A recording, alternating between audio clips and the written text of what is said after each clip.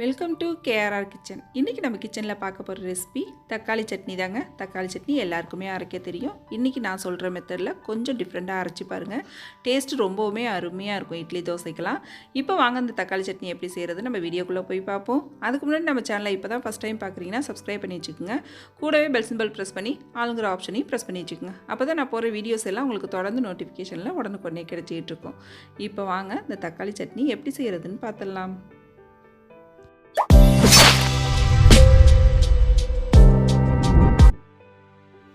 இப்போ சட்னி செய்கிறதுக்கு அடுப்பில் ஒரு கடாயை வச்சுருக்கேன். இதில் ஒரு 2 டீஸ்பூன் அளவுக்கு எண்ணெய் சேர்த்துக்கிறேன். இப்போ எண்ணெய் நல்லா காயட்டும். எண்ணெய் காஞ்சதுக்கப்புறம் 1 டேபிள் ஸ்பூன் அளவுக்கு வெள்ளை உளுந்து சேர்த்துக்கிறேன்.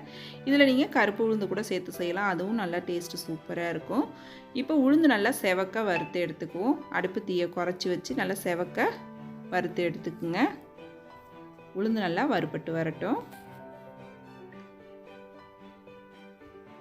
நல்லா உளுந்து இந்த அளவுக்கு செவந்து வரணும். நல்லா வறுபட்டதுக்கு அப்புறம் இதில் ஒரு 10 பூண்டு பல் சேர்த்துக்கிறேன்.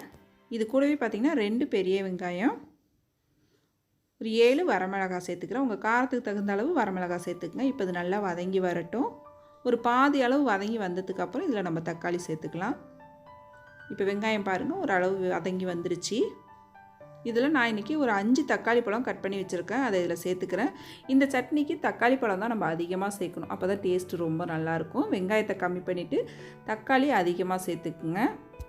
இப்போ இது எல்லாம் நல்லா வதங்கி வரட்டும். வெங்காயம் தக்காளி எல்லாம் நல்லா வதங்கி வரட்டும். நல்லா வெங்காயம் தக்காளி இந்த அளவு வதங்கினதுக்கப்புறம் பார்த்திங்கன்னா இதில் கொஞ்சமாக கொத்தமல்லி தழை, அதே அளவு பார்த்திங்கன்னா புதினா ஒரு 15 இலை போல் சேர்த்துக்குங்க. இந்த கொத்தமல்லியும் புதினாவும் சேர்த்து அரைக்கும் போது பார்த்திங்கன்னா இந்த தக்காளி சட்னிக்கு டேஸ்ட்டு ரொம்பவே சூப்பராக இருக்கும். கொத்தமல்லி புதினா சேர்த்து பார்த்திங்கன்னா ஒரு 2 செகண்ட் வதக்கி விட்டோம்னா போதும். ரொம்ப நாளி வதக்கணுன்ற அவசியம் இல்லை. அந்த வாடை வந்து நல்லாயிருக்கும். அந்த கொத்தமல்லி புதினாவோட வாடை ரொம்ப அருமையாக இருக்கும் இந்த சட்னிக்கு. லைட்டாக கலந்து விட்டு இப்போ இது எல்லாத்தையும் நல்லா ஆற வச்சுக்குவோம். கொஞ்சம் கூட சூடு இல்லாமல் நல்லா ஆற வச்சு எடுத்துக்குவோம்.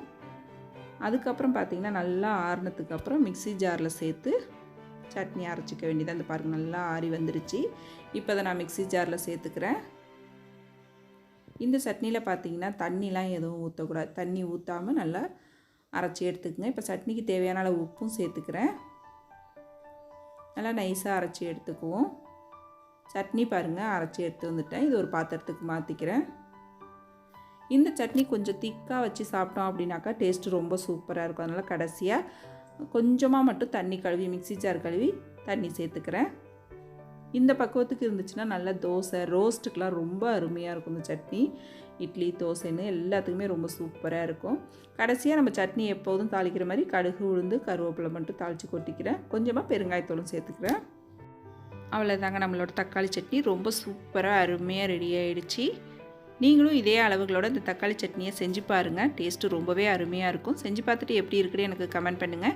என்னோட இந்த ரெசிபி பிடிச்சிருந்ததுன்னா லைக் பண்ணுங்கள், ஷேர் பண்ணுங்கள். மறக்காமல் நம்ம கேஆர்ஆர் கிச்சனை சப்ஸ்கிரைப் பண்ணி வச்சுக்கோங்க. நாளைக்கு வேறொரு ரெசிபியோடு சந்திப்போம். தேங்க்ஸ் ஃபார் வாட்சிங்.